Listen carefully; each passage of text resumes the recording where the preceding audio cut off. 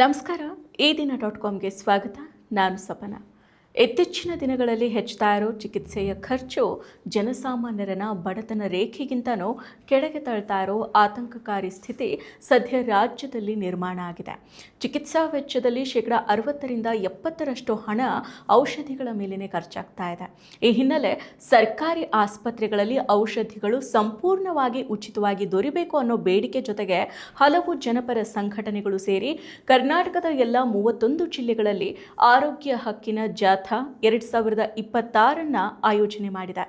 ಮಹಿಳೆಯೊಬ್ಬರು ಹೆರಿಗೆ ಸಮಯದಲ್ಲಿ ಸರಾಸರಿ 8,442 ರೂಪಾಯಿಗಳನ್ನು ಖರ್ಚು ಮಾಡ್ತಾ ಇದ್ದಾರೆ ಅಂತ ವರದಿಯೊಂದು ಹೇಳುತ್ತೆ.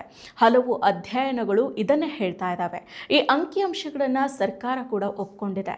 ಚಿಕಿತ್ಸೆ ಹಾಗೂ ಔಷಧಿಗಳ ವೆಚ್ಚವನ್ನು ಭರಿಸಲಾಗದ ಪರಿಸ್ಥಿತಿ ಬಹುತೇಕರಿಗಿದೆ.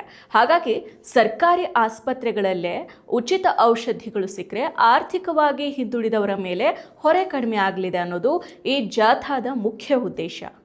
ಜಾಥಾದ ಪ್ರಮುಖ ಬೇಡಿಕೆಗಳೇನು? ಸರ್ಕಾರಿ ಆಸ್ಪತ್ರೆಗಳಲ್ಲಿ ಉಚಿತ ಔಷಧಿಗಳ ಖಚಿತತೆ. ಎಲ್ಲ ಸರ್ಕಾರಿ ಆಸ್ಪತ್ರೆಗಳಲ್ಲಿ ಪ್ರತಿಯೊಬ್ಬ ರೋಗಿಗೂ ಔಷಧಿಗಳು ಉಚಿತವಾಗಿ ಲಭ್ಯ ಆಗಬೇಕು.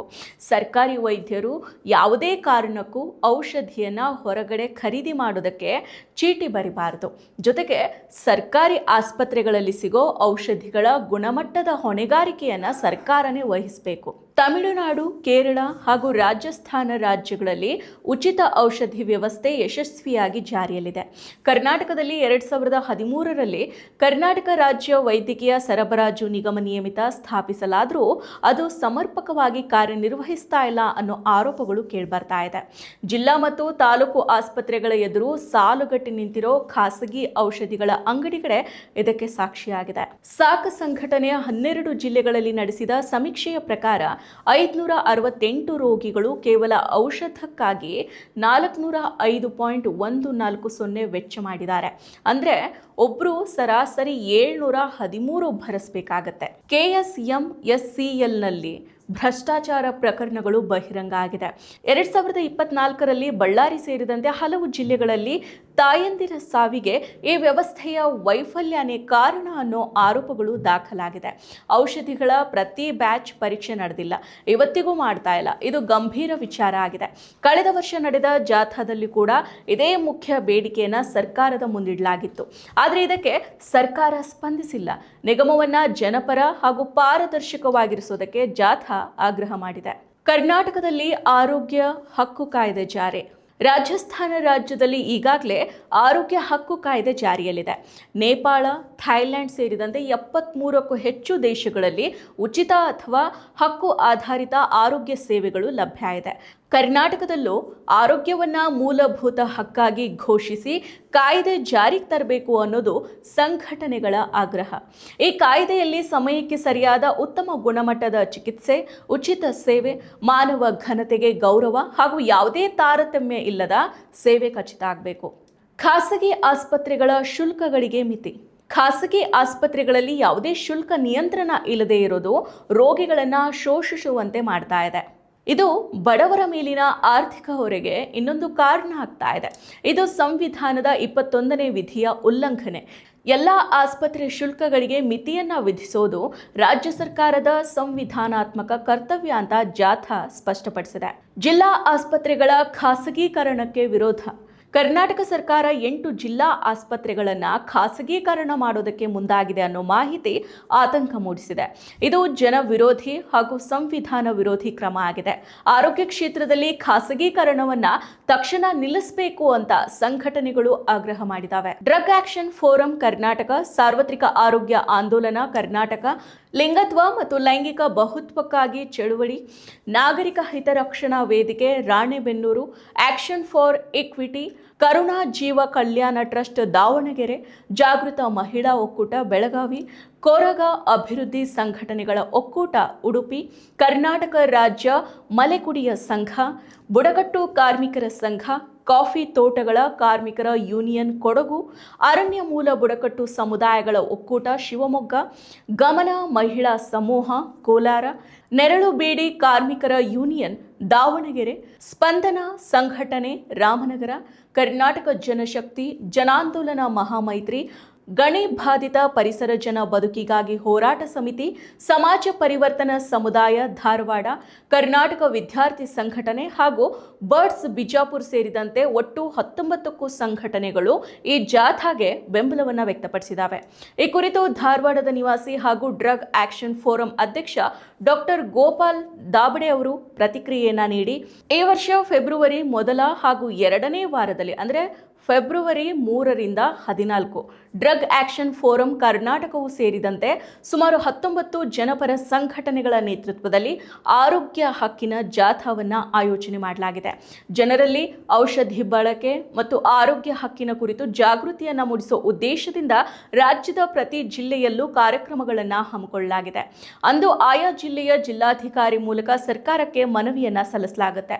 ಬೆಂಗಳೂರಿನಲ್ಲೂ ಈ ಜಾಥಾವನ್ನು ಆಯೋಜನೆ ಮಾಡಲಾಗಿದೆ. ಫೆಬ್ರವರಿ 16ರಂದು ಮುಕ್ತ ಚರ್ಚೆ ಇರಲಿದೆ ಅಂತ ಹೇಳಿದ್ದಾರೆ.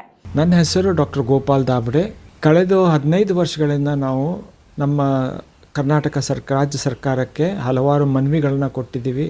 ಹಲವಾರು ಆರೋಗ್ಯ ಮಂತ್ರಿಗಳನ್ನ ಭೇಟಿ ಮಾಡಿ ಅವ್ರಿಗೆ ಎಲ್ಲ ಸರ್ಕಾರಿ ಆಸ್ಪತ್ರೆಗಳಲ್ಲಿ ಉಚಿತ ಔಷಧಿ ಸಿಗೋ ಹಾಗೆ ವ್ಯವಸ್ಥೆ ಮಾಡಬೇಕು ಅನ್ನೋ ಒಂದು ಅಂಶವನ್ನು ಅವ್ರಿಗೆ ಮನವರಿಕೆ ಮಾಡಿಕೊಟ್ಟಿದ್ದೀವಿ. ಇದೇನಪ್ಪ ಅಂತಂದರೆ, ಯಾವುದೇ ಒಬ್ಬ ವ್ಯಕ್ತಿ ಇವತ್ತು ಸರ್ಕಾರಿ ಆಸ್ಪತ್ರೆಗೆ ಹೋದರೆ ಅವನಿಗೆ ಔಷಧಿಗಳನ್ನು ಹೊರಗಡೆಯಿಂದ ಬರೆದು ಕೊಡಕೂಡ್ದು, ಅಲ್ಲೇ ಸಿಗೋ ಹಾಗೆ ವ್ಯವಸ್ಥೆಯನ್ನು ಮಾಡಬೇಕು. ಆದರೆ ನಮ್ಮ ಕರ್ನಾಟಕದಲ್ಲಿ ಈಗ ಆಗ್ತಾ ಇಲ್ಲ. ನೀವು ಯಾವುದೇ ಒಂದು ಜಿಲ್ಲಾ ಆಸ್ಪತ್ರೆಗೆ ಹೋಗಿ ನೋಡಿರಿ ಕರ್ನಾಟಕದಲ್ಲಿ, ಅಲ್ಲಿ ಹೊರಗಡೆ ಸಾಲು ಸಾಲಾಗಿ ಖಾಸಗಿ ಫಾರ್ಮಸಿಗಳು ನಿಮಗೆ ಕಂಡು ಬರ್ತದೆ. ಅದು ಯಾಕೆ ಆ ಥರ ಆಗ್ತಾಯಿದೆ? ಅದು ಯಾಕಪ್ಪ ಅಂತ ಹೇಳಿದ್ರೆ, ಅಲ್ಲಿ ಔಷಧಿಗಳು ಪೂರ್ತಿಯಾಗಿ ಸಿಗ್ತಾ ಇಲ್ಲ ಜನರಿಗೆ. ಹಲವಾರು ಔಷಧಿಗಳನ್ನು ವೈದ್ಯರು, ಸರ್ಕಾರಿ ವೈದ್ಯರು, ಕರ್ನಾಟಕ ಸರ್ಕಾರದ ವೈದ್ಯರು ಹೊರಗಡೆಯಿಂದ ಬರೆದು ಕೊಡ್ತಾರೆ. ಈ ಕಾರಣಕ್ಕಾಗಿ ಅವು ಅಲ್ಲಿ ಬೆಳೀತಾ ಇದೆ. ಈ ಮಹತ್ವವಾದಂಥ ಬೇಡಿಕೆ ಏನಪ್ಪ ಅಂತಂದರೆ, ನಮ್ಮ ರಾಜ್ಯದಲ್ಲಿ ಇವಾಗ 8 ಜಿಲ್ಲಾ ಆಸ್ಪತ್ರೆಗಳನ್ನ ಖಾಸಗಿಯವರಿಗೆ ಕೊಡ್ತಾ ಇದೆ ನಮ್ಮ ಕರ್ನಾಟಕ ಸರ್ಕಾರ.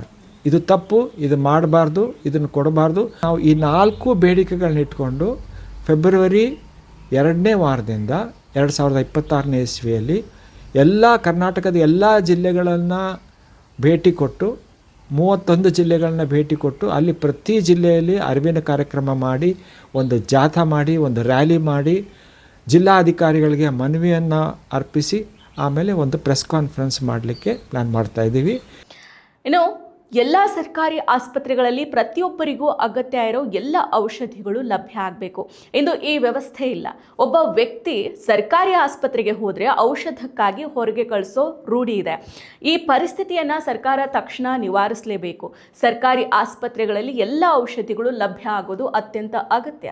ತಮಿಳುನಾಡು, ರಾಜಸ್ಥಾನ ಮತ್ತು ಕೇರಳ ಸರ್ಕಾರಗಳು ಈ ರೀತಿಯ ವ್ಯವಸ್ಥೆಯನ್ನು ಈಗಾಗಲೇ ಜಾರಿಗೆ ತಂದಿದ್ದಾವೆ. ನಾವು ಆ ಮಾದರಿಗಳನ್ನು ಅಧ್ಯಯನ ಮಾಡಿ ಸರ್ಕಾರಕ್ಕೆ ಪತ್ರವನ್ನು ಕೂಡ ಸಲ್ಲಿಸಿದ್ದೇವೆ. ಆದರೆ ಸರ್ಕಾರ ಇದುವರೆಗೆ ಯಾವುದೇ ಪ್ರತಿಕ್ರಿಯೆಯನ್ನು ನೀಡಿಲ್ಲ. ಕಳೆದ ವರ್ಷ ಬಳ್ಳಾರಿ ಜಿಲ್ಲೆಯಲ್ಲಿ ಸರ್ಕಾರಿ ಆಸ್ಪತ್ರೆಗಳಲ್ಲಿ ನೀಡಲಾದ ಔಷಧಿಗಳಲ್ಲಿ ವಿಷಕಾರಿ ಅಂಶಗಳಿದ್ದ ಕಾರಣ ತಾಯಂದಿರ ಸಾವಿನ ಪ್ರಕರಣಗಳು ನಡೆದವು. ಔಷಧ ಖರೀದಿ ಹಾಗೂ ವಿತರಣೆಯಲ್ಲಿ ಗಂಭೀರ ದೋಷಗಳಿವೆ ಅನ್ನೋದು ಇದರಿಂದ ಸ್ಪಷ್ಟ ಆಗಿದೆ. ಇತ್ತೀಚೆಗೆ ಕರ್ನಾಟಕ ಸರ್ಕಾರ ಕೋವಿಡ್ ಅವಧಿಯಲ್ಲಿ ನಡೆದ ಔಷಧ ಖರೀದಿ ಮತ್ತು ವಿತರಣೆಯ ಕುರಿತು ತನಿಖೆಯನ್ನು ನಡೆಸುವುದಕ್ಕೆ ಸಮಿತಿಯನ್ನು ರಚನೆ ಮಾಡಿದೆ. ಕೋವಿಡ್ ಲಸಿಕೆ ಸೇರಿದಂತೆ ಔಷಧಿ ವಿತರಣೆಯಲ್ಲಿ ಭಾರಿ ಭ್ರಷ್ಟಾಚಾರ ನಡೆದಿರೋ ಆರೋಪಗಳು ಇದೆ. ನಾವು ಈ ಬೇಡಿಕೆಗಳನ್ನು ಮುಂದಿಟ್ಟಿರೋ ಪ್ರಮುಖ ಕಾರಣ, ಒಬ್ಬ ವ್ಯಕ್ತಿ ಅನಾರೋಗ್ಯಕ್ಕೆ ಒಳಗಾದಾಗ ಚಿಕಿತ್ಸೆ ಖರ್ಚಿನ 70% ಹಣ ಔಷಧಿಗಳ ಮೇಲೇನೆ ಖರ್ಚಾಗುತ್ತೆ. ಈ ಔಷಧಿಗಳನ್ನು ಸರಿಯಾಗಿ ಉಚಿತವಾಗಿ ಜನರಿಗೆ ಒದಗಿಸೋದು ಸರ್ಕಾರದ ಕರ್ತವ್ಯ ಅಂತ ನಾವು ನಂಬಿದ್ದೀವಿ. ಕರ್ನಾಟಕದಲ್ಲಿ ಆರೋಗ್ಯ ಹಕ್ಕಿನ ಕಾಯ್ದೆ ಜಾರಿಗೆ ತರಬೇಕು. ಕರ್ನಾಟಕ ಸರ್ಕಾರ 8 ಜಿಲ್ಲಾ ಆಸ್ಪತ್ರೆಗಳ ಖಾಸಗೀಕರಣಕ್ಕೆ ಮುಂದಾಗ್ತಾ ಇದೆ ಅನ್ನೋದನ್ನ ತೀವ್ರ ವಿರೋಧ ಮಾಡಿದೆ. ಇದನ್ನ ಸಂಪೂರ್ಣವಾಗಿ ನಿಲ್ಲಿಸಬೇಕು.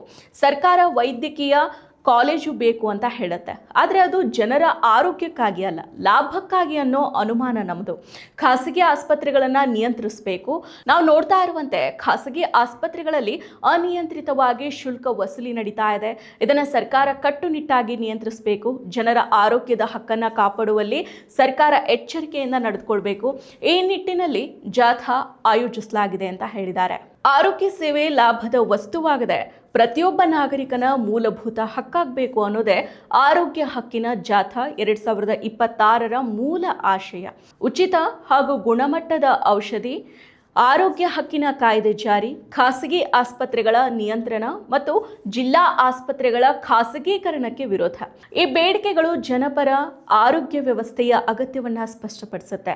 ಸರ್ಕಾರ ಈ ಆಗ್ರಹಗಳಿಗೆ ಸ್ಪಂದಿಸ್ತಿದ್ರೆ ಜನರ ಆರೋಗ್ಯ ಹಕ್ಕಿಗಾಗಿ ಹೋರಾಟ ಇನ್ನಷ್ಟು ವಿಸ್ತಾರಗೊಳ್ಳೋದು ಅನಿವಾರ್ಯ ಅನ್ನೋದು ಈ ಜಾಥಾದ ಸ್ಪಷ್ಟ ಸಂದೇಶ. ಮತ್ತಷ್ಟು ವಿಶೇಷ ವಿಡಿಯೋಗಳನ್ನು ನೋಡಲು ಮತ್ತು ಹೊಸ ವಿಡಿಯೋಗಳ ಬಗ್ಗೆ ತಿಳಿಯಲು ಈ ದಿನ .com ಯೂಟ್ಯೂಬ್ ಚಾನೆಲ್ ಸಬ್ಸ್ಕ್ರೈಬ್ ಮಾಡಿ ಮತ್ತು ಬೆಲ್ ಐಕಾನ್ ಕ್ಲಿಕ್ ಮಾಡಿ.